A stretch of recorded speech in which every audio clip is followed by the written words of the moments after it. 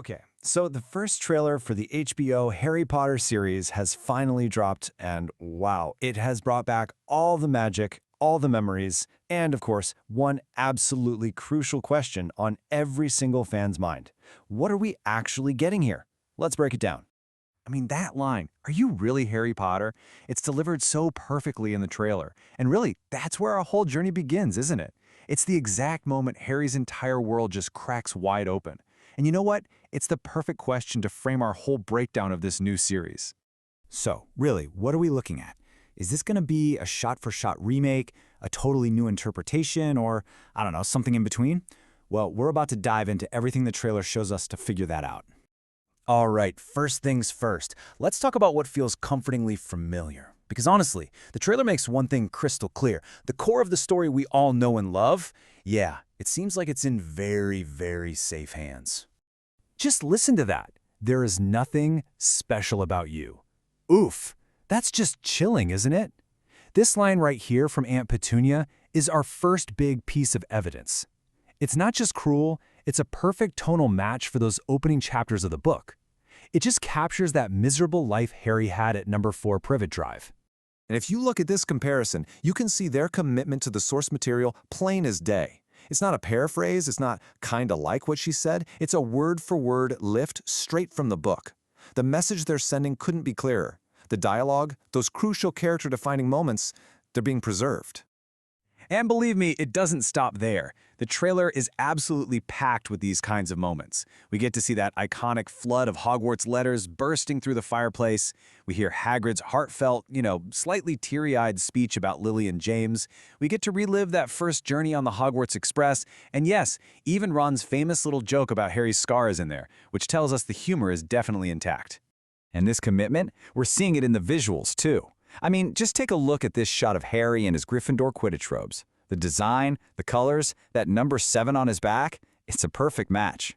This shows they're not just respecting the books, but the visual legacy of the entire wizarding world that we've come to know.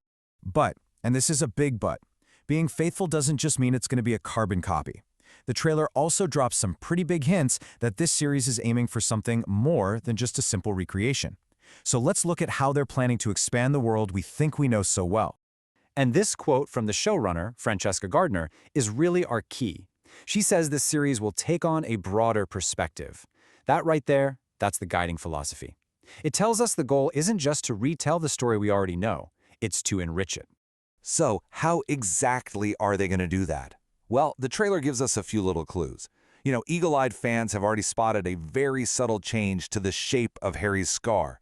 We're getting hints of more scenes with the Dursleys, and there are these whispers of actually seeing Draco Malfoy at home. Even classic scenes, like Harry's first visit to Ollivanders, look like they might be longer, more detailed. And see, these aren't changes to the plot, they're expansions. Okay, so what does this whole broader perspective thing actually mean for the story, for the characters we feel like we already know so well? Well, the approach seems to be something you could call faithful expansion. And the idea is pretty simple, really. Stick to the book's plot, don't change the core story, but use all that extra time a TV series gives you to add new scenes that flesh out the world, and, more importantly, the characters. And this isn't just speculation. We actually have confirmation. Lox Pratt, the actor playing Draco, has said that the show is going to explore his character at home. Now that is a huge deal. It means we might finally get to understand the motivations behind one of the series' most complex antagonists. We could see a side of him that the books only ever hinted at. Okay, so we have the creative vision down. Now let's get into the nitty-gritty, the production details that show us exactly how they're planning to pull all of this off. First off, the commitment is massive. We're talking 7 seasons. The plan is to dedicate 1 full season to each book. And that structure is exactly what makes this whole faithful expansion idea even possible. And just for this first season, just for the Sorcerer's Stone, we're getting 8 episodes. I mean, think about that. That's a huge increase from a 2.5-hour movie. It gives the story so much more room to just breathe. So, the big question, when can we finally go back to Hogwarts? Well, for those of you in the UK and Ireland, HBO Max launches in March 2026. And for everyone, the big premiere is set for Christmas Day 2026. Yep, you're going to want to mark those calendars. And the talent they've got involved is absolutely top tier.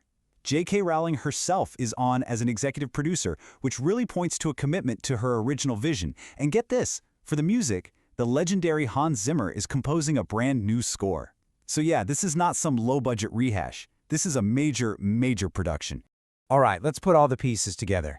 We've talked about the faithfulness, we've seen the promise of expansion, and we've gone over the production details. So what's the ultimate takeaway for us, the fans? So, here's the breakdown, plain and simple. What's staying the same is everything we hold dear. The core plot, the characters we love, that iconic dialogue, and the visual style. But what's new? Well, that's where it gets really exciting. We're being promised deeper character backstories, expanded subplots like with the Dursleys, a whole new score by Hans Zimmer, and that all-important broader perspective on the world. It's really trying to be the best of both worlds. And all of that leaves us with one final crucial question. This new series is promising us a story that is both exactly the same and yet fundamentally deeper. So you have to wonder, right?